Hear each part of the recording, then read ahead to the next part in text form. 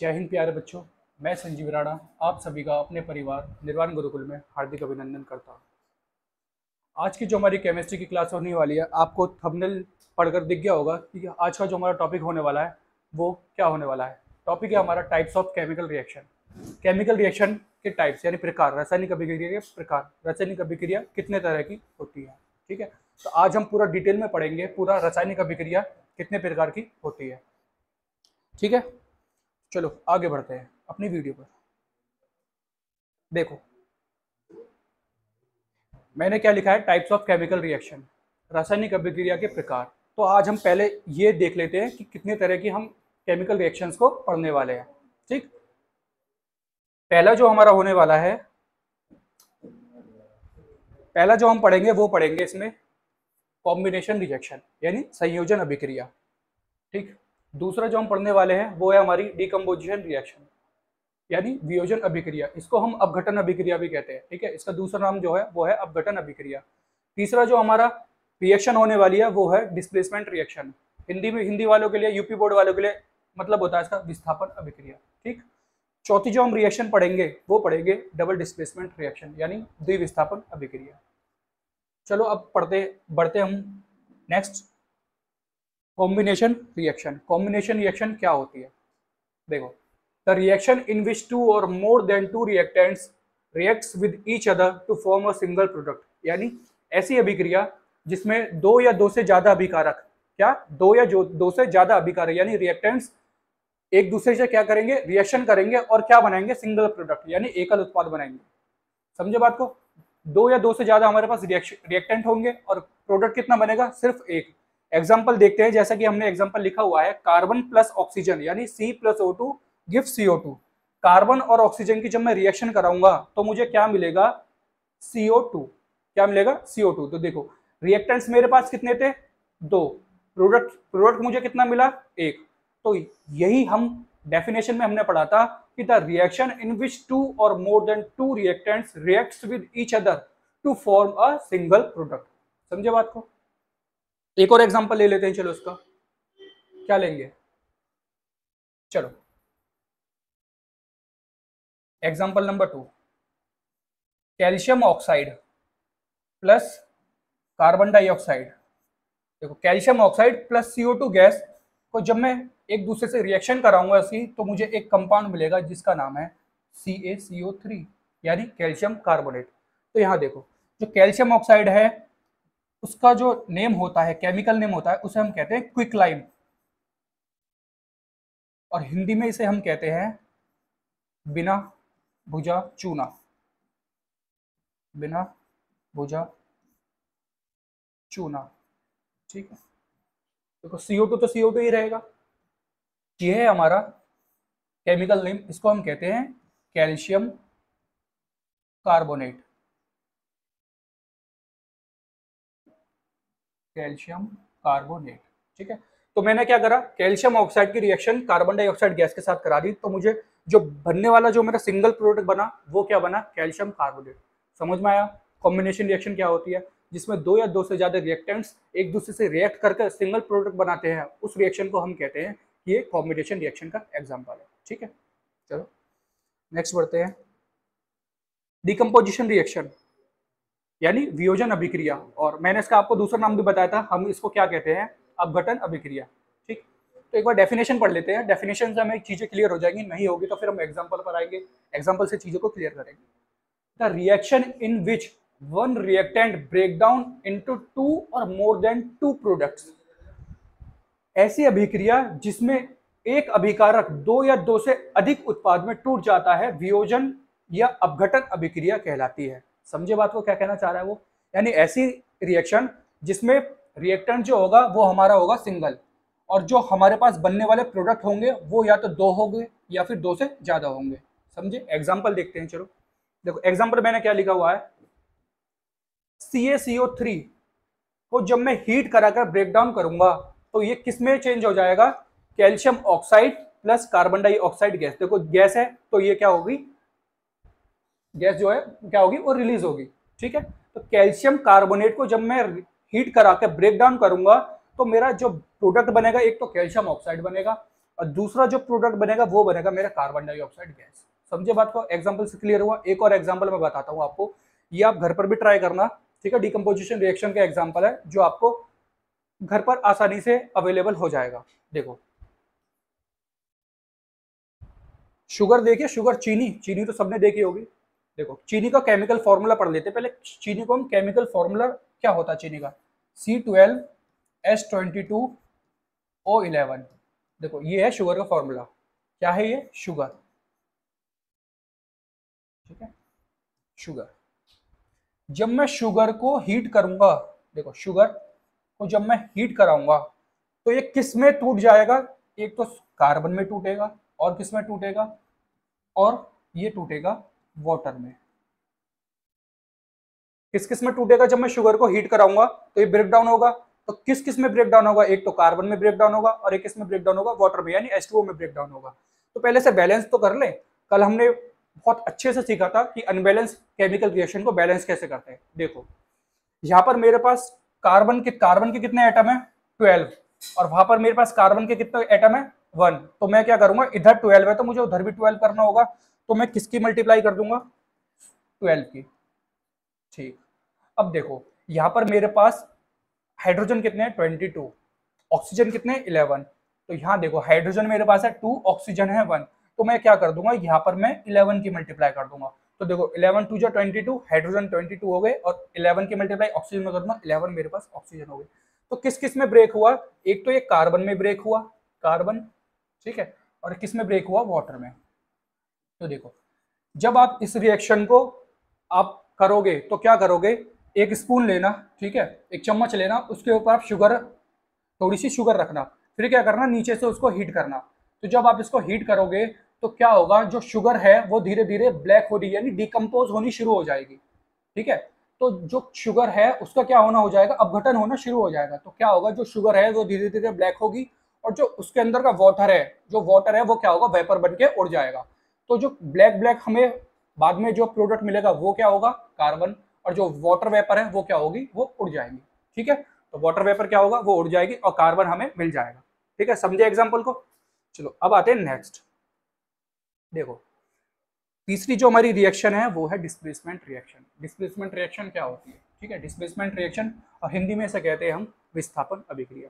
विस्थापन अभिक्रिया क्या होती है? देखो नाम से हमें पता चल रहा है डिस्प्लेस, यानी किसी चीज को डिस्प्लेस, यानी उसको उस जगह से हटाना है। समझे बात को? विस्थापन क्या होता है? विस्थापित करना है हमें उस चीज को। तो वो चीज क्या होगी, वो चीज होगी यहाँ पे एलिमेंट्स, यानी एलिमेंट्स को हम क्या करेंगे, डिस्प्लेस करेंगे, ठीक। पहले रिएक्शन पढ़ लेते हैं, रिएक्शन क्या कह रही है। देखो a reaction in which high reactive element displace low reactive element from its compound, यानी ऐसी रिएक्शन, यानी ऐसी अभिक्रिया जिसमें क्या होगा, जो हाई रिएक्टिव एलिमेंट होगा, यानी उच्च क्या होगा, उच्च क्रियाशील तत्व, यानी उच्च क्रियाशील तत्व क्या करेगा, जो निम्न क्रियाशील तत्व होगा, यानी लो रिएक्टिव एलिमेंट होगा, उसको उसके कंपाउंड में से हटा देगा। जो लो रिएक्टिव एलिमेंट का कंपाउंड होगा ना, तो हाई रिएक्टिव एलिमेंट क्या करेगा, उस लो रिएक्टिव वाले कंपाउंड में से उस लो रिएक्टिव एलिमेंट को हटा देगा और खुद उसकी जगह आ जाएगा।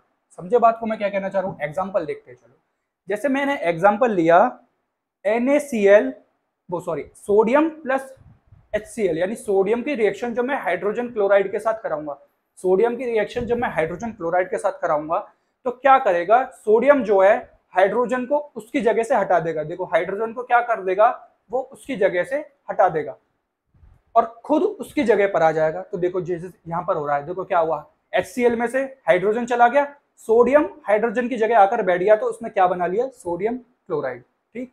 अब जब हाइड्रोजन यहाँ से निकल गया तो देखो हाइड्रोजन अलग आ गया, तो ये क्या ये किस फॉर्म में बना लेगा, NaCl प्लस हाइड्रोजन की फॉर्म में। तो ये जो रिएक्शन कंप्लीट होगी वो किस फॉर्म में होगी, Na is react with, यानी sodium is react with hydrogen chloride to form sodium chloride and hydrogen gas. समझे बात को?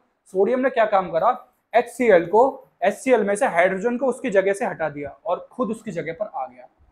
सर ये कैसे पता चलेगा हमें कि कौन सा एलिमेंट हाई रिएक्टिव है और कौन सा एलिमेंट लो रिएक्टिव है? ठीक है, चलो समझते हैं। देखो एक होती है बेटा हमारी रिएक्टिविटी सीरीज, रिएक्टिविटी सीरीज, इसको हिंदी वाले अगर समझे, हिंदी में बताए, हिंदी में क्या कहते हैं इसको, हिंदी में हम कहते हैं सक्रियता श्रेणी, ठीक है, रिएक्टिविटी सीरीज। कैसे पता करेंगे कि कौन सा एलिमेंट हमारा उच्च अभिक्रियाशील है यानी हाई रिएक्टिव है और कौन सा एलिमेंट हमारा लो रिएक्टिव है। ठीक है, तो मैंने जैसे लिखे हुए हैं, देखो कुछ एलिमेंट्स के मैंने नाम लिखे हुए हैं, जैसे के यानी के potassium, sodium, calcium, magnesium, aluminium, zinc, iron, lead, hydrogen, copper, mercury, silver, gold and platinum. Sir इसको याद कैसे करेंगे? सीरीज में याद करना होगा। ठीक है, सीरीज में आपको याद करना होगा, तभी आप बता सकते हैं कि कौन सा एलिमेंट हाई रिएक्टिव है, कौन सा एलिमेंट लो रिएक्टिव है। ठीक है, तो बेटा इसकी देखो एक ट्रिक है, ट्रिक याद करने की एक ट्रिक है, वो मैं आपको ट्रिक बताता हूँ। ट्रिक क्या है देखो,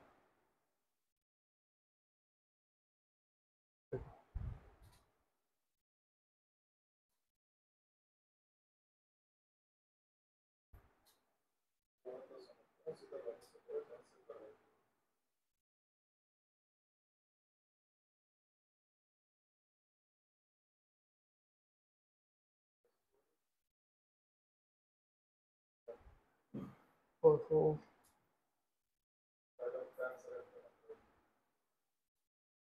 देखो ट्रिक पढ़ते हैं इसकी। ट्रिक ट्रिक क्या होगी देखो,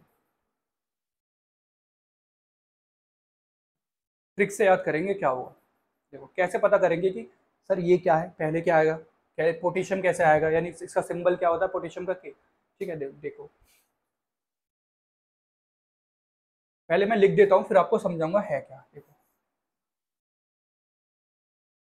काशी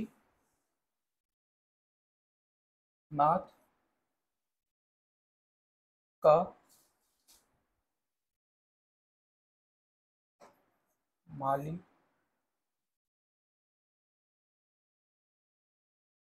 आलू जरा फीके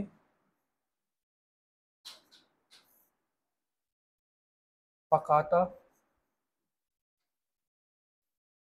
ठीक है, समझ में आ रहा है मैं क्या लिख रहा हूँ? अभी आपको कुछ समझ में नहीं आएगा कि मैंने लिख क्या रहा हूँ, मैं आपको एक्सप्लेन करूंगा अच्छे से क्या लिख रहा हूँ मैं। देखो पकाता है, ठीक, कौन है, ठीक है, कौन है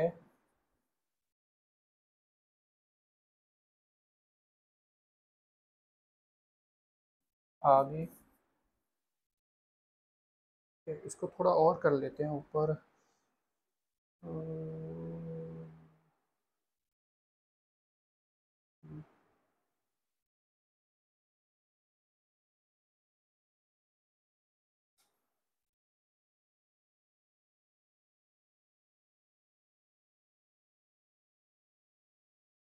ठीक है, कौन है आगे। चलो आगे के बाद मैं यहाँ लिख देता हूँ। देखो आगे के बाद मैं यहाँ लिख देता हूँ आगे।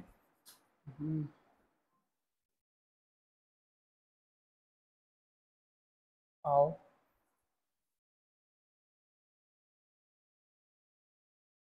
पेटने। देखो समझते हैं बात को कि सर आपने जो रिएक्टिविटी सीरीज लिखी है इसकी ट्रिक क्या होगी। तो देखो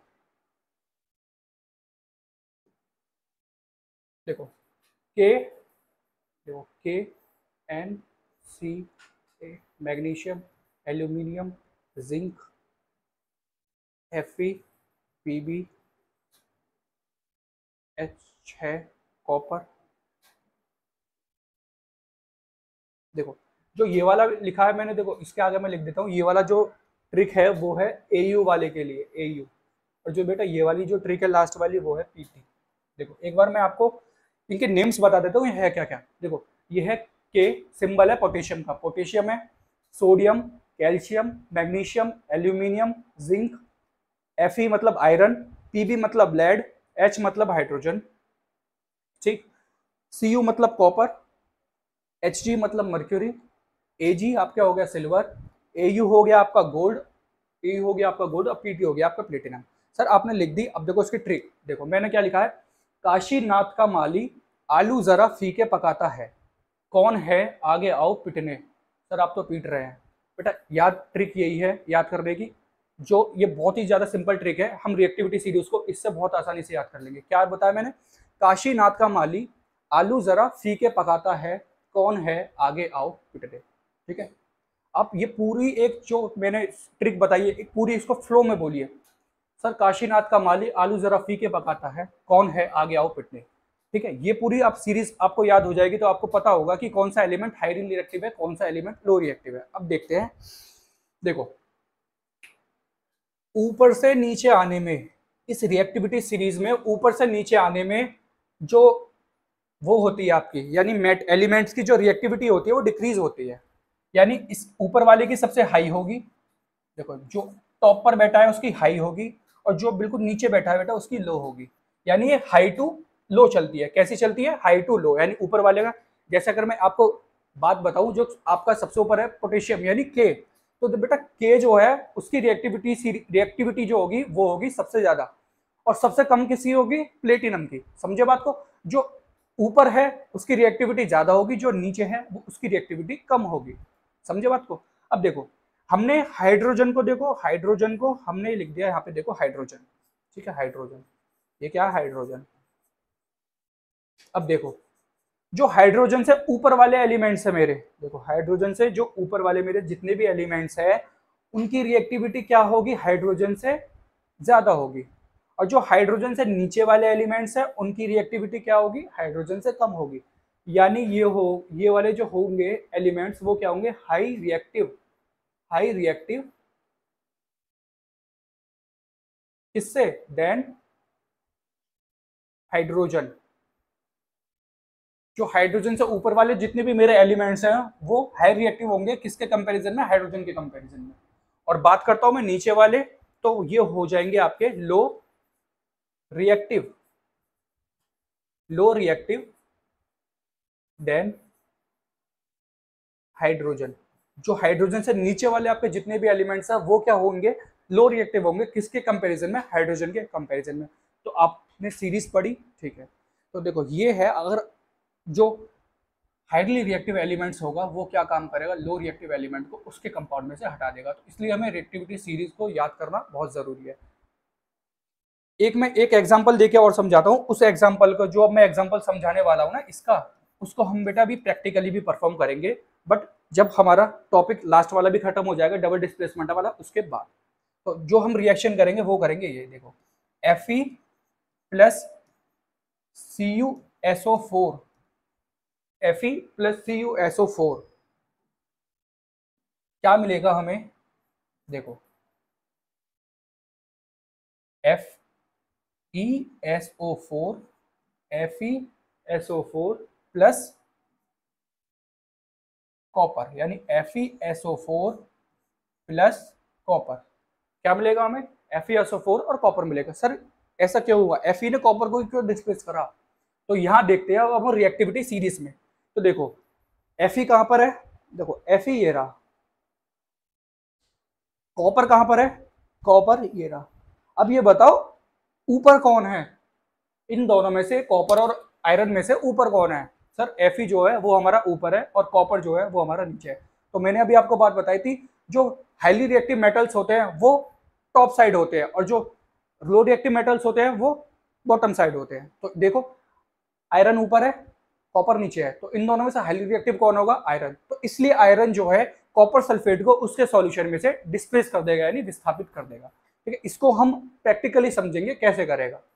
ठीक है, पर एक बात और आप ध्यान कर लीजिए, जो कॉपर सल्फेट का आपका जो कलर होता है ना बेटा, वो होता है ब्लू। कॉपर सल्फेट सॉल्यूशन का जो कलर होता है वो होता है आपका ब्लू। और जो आपका ये फेरस सल्फेट का जो सॉल्यूशन बनेगा उसका कलर देख लेते हैं। उसका कलर होगा आपका ग्रीन।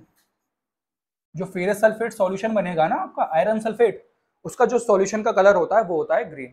ठीक है, इसको हम परफॉर्म करेंगे, बट उससे पहले हम एक टॉपिक और डिस्कस कर लेते हैं। आज की वीडियो का हमारा ये लास्ट टॉपिक होने वाला है डबल डिस्प्लेसमेंट रिएक्शन, है ना। हिंदी में कहते हैं इसके द्विविस्थापन अभिक्रिया। एक बार डेफिनेशन इसकी पढ़ लेते हैं कि डबल डिस्प्लेसमेंट रिएक्शन है क्या। A type of reaction in which two reactants exchange their ions to form two new products, यानी एक प्रकार की अभिक्रिया जिसमें दो अभिकारक आपस में आदान प्रदान करके अपने आयंस को एक्सचेंज करने, यानी अपने आयंस का आदान प्रदान करते हैं। क्या होता है? ऐसी अभिक्रिया जिसमें दो अभिकारक अपने आयंस का आदान प्रदान करते हैं और क्या बनाते हैं? दो नए प्रोडक्ट बनाते हैं। एग्जाम्पल देखो चलो, HCl जब NaOH से रिएक्ट करेगा, यानी HCl देखो जब NaOH से रिएक्ट करेगा तो क्या बना लेगा, NaCl और H2O। देखो यहाँ क्या करा, यहाँ बेटा देखो यहाँ हाइड्रोजन था या सोडियम था, तो इसने क्या काम करा, सोडियम ने हाइड्रोजन की जगह ले ली, देखो NaCl बना दिया, और हाइड्रोजन ने बेटा देखो सोडियम की जगह ले ली, तो क्या बना दिया, वाटर बना दिया। ठीक है, इसका एक और एग्जांपल हम समझ लेते हैं। देखो ये समझ में आया, इसमें क्या हुआ, आयंस का इंटरचेंज हुआ, यानी क्या हुआ, आदान प्रदान हुआ। ठीक है, तो एक बार और देख लेते हैं एक और एग्जांपल से। चलो मैं पहले इसको प्रॉपर वे में बताता हूँ आयंस क्या होते हैं। देखो आयंस होते हैं बेटा, देखो देखो जैसे मैंने, जब मैं HCl को ब्रेक करूंगा ना, तो ये दो चीज में टूटेगा, एक तो H प्लस और एक Cl माइनस। यानी आयंस क्या होते हैं सर, एलिमेंट्स जिसके ऊपर कुछ ना कुछ चार्ज हो। ठीक है, ऐसे एलिमेंट्स को हम आयंस कह सकते हैं जिसके ऊपर कुछ ना कुछ चार्ज हो। चार्ज दो तरह के हैं बेटा, पॉजिटिव और नेगेटिव। ठीक है, तो देखो जब HCl को मैं ब्रेक करूंगा, ये किस में ब्रेक होगा, H प्लस और Cl माइनस में। ठीक है, और देखो जब मैं NaOH को ब्रेक करूंगा तो ये ब्रेक होगा Na प्लस और OH माइनस में। समझे बात को। अब देखो किस किस में ब्रेक हुआ, HCl तो हुआ H प्लस और Cl माइनस में, और NaOH ब्रेक हुआ बेटा Na प्लस और OH माइनस में। तो अब देखो जो H प्लस है वो तो NaOH वाले OH माइनस के साथ रिएक्शन करेगा, और जो Cl माइनस है वो Na प्लस के साथ रिएक्शन करेगा। तो देखो Na प्लस और Cl माइनस क्या बना लेंगे बेटा, NaCl, दिख रहा है आपको यहाँ पर। और H प्लस और OH माइनस क्या बना लेंगे, H2O। समझे बात को, आयंस का इंटरचेंज यानी आयंस का क्या हुआ, एक्सचेंज कैसा हुआ, यानी आदान प्रदान कैसे हुआ बेटा, ऐसे हुआ। एक और एग्जांपल हम समझ लेते हैं। देखो एक और एग्जांपल हम समझते हैं, barium sulphate, barium chloride, barium chloride इसके साथ रिएक्शन करवा रहे हैं हम इसकी Na2SO4 सोडियम सल्फेट। देखो जब मैं बेरियम क्लोराइड की रिएक्शन सोडियम सल्फेट के साथ कराऊंगा तो देखो मुझे क्या मिलेगा। देखो तो बेरियम जो है इसके सल्फेट के साथ रिएक्शन कर लेगा, क्या बना लेगा, BaSO4। और बेटा सोडियम इसके क्लोरीन के साथ रिएक्शन करके क्या बना लेगा, NaCl। ठीक है, समझे, ये होती है डबल डिस्प्लेसमेंट रिएक्शन। तो डबल डिस्प्लेसमेंट रिएक्शन को एक बार और रिकॉल कर लेते हैं। क्या होती है, ऐसी रिएक्शन जिसमें दो रिएक्टेंट्स अपने आयंस का एक्सचेंज करके दो न्यू प्रोडक्ट बनाते हैं, ऐसी रिएक्शंस को हम कहते हैं डबल डिस्प्लेसमेंट रिएक्शन। ठीक है, तो आज का जो है भी हमारा टॉपिक था, चार हमने टॉपिक कवर करे, decompose combination reaction first topic, second हमारा डिकम्पोजिशन रिएक्शन, थर्ड हमारा डिस्प्लेसमेंट रिएक्शन, और फोर्थ हमारा डबल डिस्प्लेसमेंट रिएक्शन। ठीक है, वापिस आते हैं अपना जो हमारा डिस्प्लेसमेंट रिएक्शन था, डिस्प्लेसमेंट रिएक्शन थी, देखो ये वाली डिस्प्लेसमेंट रिएक्शन थी हमारी। अब एक बार इसको परफॉर्म जरूर कर लेंगे कि ये डिस्प्लेसमेंट रिएक्शन होगी कैसे। तो बेटा मैंने आपको क्या क्या बताया था, कॉपर सल्फेट का सॉल्यूशन, कॉपर सल्फेट का जो सॉल्यूशन होता है उसका कलर कैसा होता है, ब्लू, और जो फेरस सल्फेट का सॉल्यूशन है बेटा उसका कलर होता है हमारा ग्रीन। तो परफॉर्म करते हैं जरा से कैसे।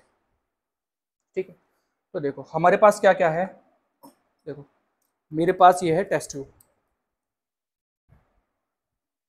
ठीक है बेटा, ये टेस्ट ट्यूब।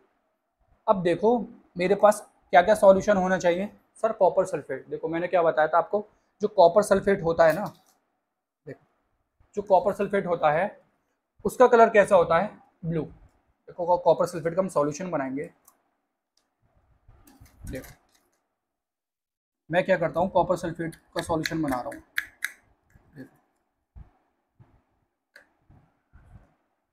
मैं क्या करूँगा, टेस्ट ट्यूब में थोड़ा सा कॉपर सल्फेट ले लूँगा। ये बेटा अभी सॉलिड फॉर्म में, अब इसका सॉल्यूशन बनाएंगे, इसमें थोड़ा सा और कॉपर सल्फेट ऐड कर लेते हैं। देखो मैंने क्या कर लिया, कॉपर सल्फेट सॉलिड फॉर्म में मैंने इस टेस्ट ट्यूब के अंदर डाल दिया। अब क्या करूँगा, मैं इसके अंदर एक्वा सॉल्यूशन बनाता हूँ। मैं क्या करूँगा, इसमें वाटर ऐड कर दूँगा थोड़ा सा। देखो अब मैं इसमें थोड़ा सा वाटर ऐड करता हूँ। देखो ठीक है, वाटर ऐड करने के बाद अब मैं क्या करूँगा, इसको थोड़ा सा डिजोल्व करूँगा। चलो डिजोल्व इसको हटा कर करते हैं।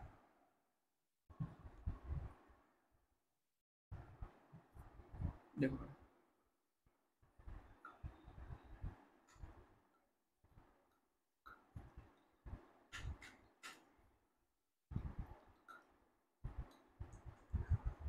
देखो दिख रहा होगा आपको, कलर कैसा हो गया उसका, ब्लू हो गया। तो बेटा ये है देखो कॉपर सल्फेट का सॉल्यूशन जिसका कलर कैसा होता है, ब्लू।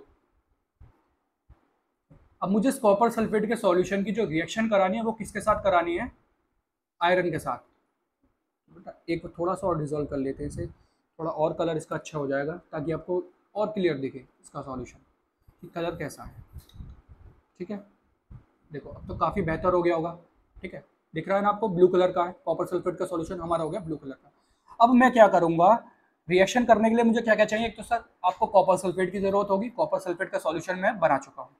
ठीक, और मुझे किसकी जरूरत होगी, और मुझे किसकी, सर आयरन की। तो बेटा आयरन के लिए हमारे पास है,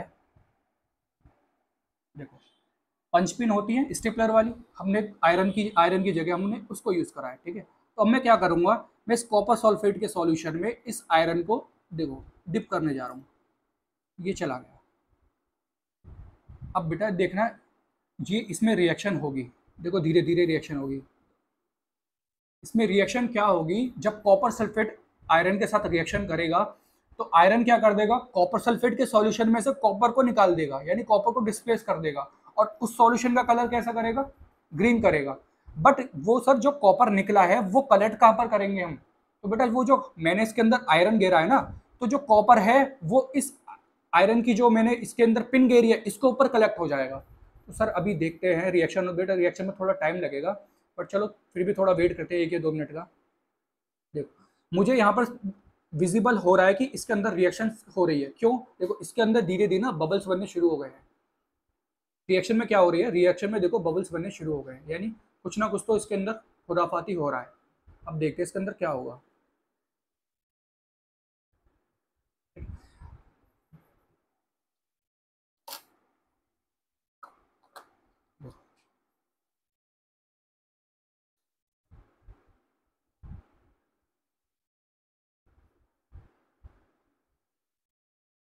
देखो बेटा इसके अंदर रिएक्शन होनी शुरू हो गई है, क्योंकि जो हमने आयरन इसमें गिरा था ना, उसका कलर अभी अब कुछ देर बाद देखना कैसा हो जाएगा, ब्राउनिश हो जाएगा, यानी ब्राउन कलर का हो जाएगा। और ब्राउन कलर क्यों होगा, जो कॉपर है ना कॉपर सल्फेट सॉल्यूशन का, वो इस आयरन पर आकर कलेक्ट हो जाएगा। तो यहाँ पर धीरे धीरे ये होना शुरू हो रहा है। मैं फिर आपको इसको निकाल कर दिखाऊंगा, इसका कलर देखो पहले कैसा था आयरन का और अब कैसा हो गया।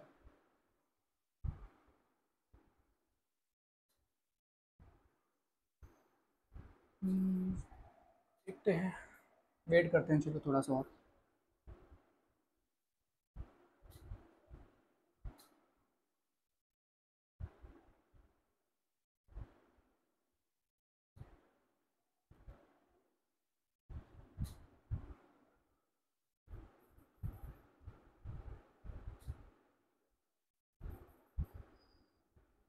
रिएक्शन तो हो रही है, बट टाइम लगेगा पूरी अच्छी तरह से होने में इसे।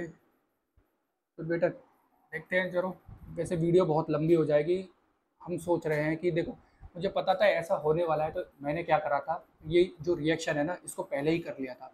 तो मैंने रिएक्शन में क्या करा था, आयरन को क्या करा था, कॉपर सल्फेट के सॉल्यूशन में मैंने डिप करा था। डिप करने के बाद क्या होगा, जो कॉपर है वो इस आयरन पे कलेक्ट हो जाएगा, और जो आयरन है कॉपर सल्फेट के सॉल्यूशन में डिजोल्व होकर कॉपर सल्फेट का सॉल्यूशन का कलर कैसा कर देगा, ग्रीन। तो देखो बेटा कुछ टाइम बाद, अप्रोक्स आधे घंटे बाद जो आप इस सॉल्यूशन का जो कलर देखेंगे ना वो कैसा हो जाएगा। देखो ये कॉपर सल्फेट का जो हमारा देखो कलर कैसा था, ब्लू, देखो कुछ टाइम बाद ये कलर जो हो जाएगा ना, देखो बेटा ये हो जाएगा ग्रीन कलर का। जो कॉपर सल्फेट के सॉल्यूशन का जो कलर है वो कैसा हो जाएगा रिएक्शन के बाद, जब रिएक्शन कंप्लीट हो जाएगी बिल्कुल, यानी कॉपर सल्फेट के सॉल्यूशन में जितना भी कॉपर था वो उस आयरन पर कलेक्ट हो जाएगा, उसके बाद इस सॉल्यूशन का कलर देखो बेटा कैसा हो जाएगा, ग्रीन कलर का। देखो दिख रहा है ये कैसा कलर का है बेटा, ब्लू कलर का। देखो अच्छे से इसको कंपैरिजन करते हैं। देखो ये था हमारा ब्लू कलर का सॉल्यूशन कॉपर सल्फेट का, देखो मेरा ये वाला जो सॉल्यूशन है बेटा ये है मेरा फेरस सल्फेट यानी आयरन सल्फेट FeSO4, ये कैसे कलर का हो गया, ग्रीन कलर का। डिफरेंस समझ में आया क्या था पूरी रिएक्शन में।